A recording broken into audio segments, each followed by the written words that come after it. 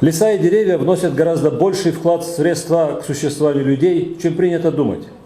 Они играют решающую роль в обеспечении продовольственной безопасности, питьевой водой, возобновляемыми источниками энергии и развитии сельской экономики.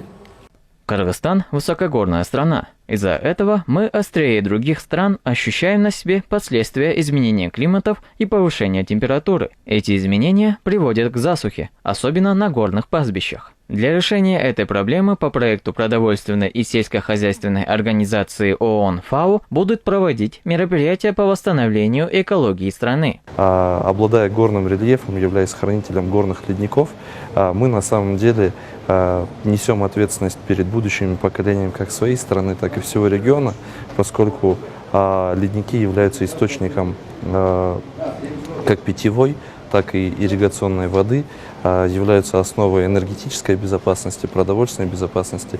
И в этом контексте проблема изменения климата, она особенно остро стоит для Кыргызской республики.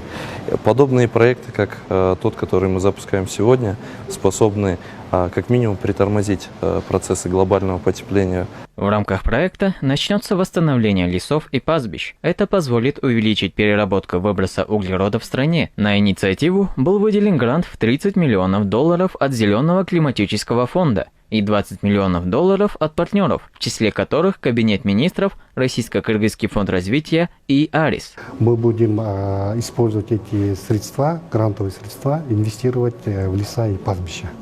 Улучшать, увеличивать лесопокрытую площадь на пилотных территориях в 4 районах, в 4 областях. Там будет задействовано 5 лесных хозяйств, 2 ОПТ, это особо охраняемые природные территории, это государственные природные парки. Там будут задействованы вот эти 7 субъектов. И кроме этого, вне территории Государственного лесного фонда тоже будет вестись работы по восстановлению пастбищ, которые деградированы. Основными зонами реализации 8-летнего проекта были выбраны 4 смежных района – Ахтала, Узген, Толсторо и Сузак, которые расположены в Нарынской, Ошской и Джалалабадской областях соответственно. Ожидается, что в течение 20 лет будет переработано свыше 19 миллионов тонн углерода.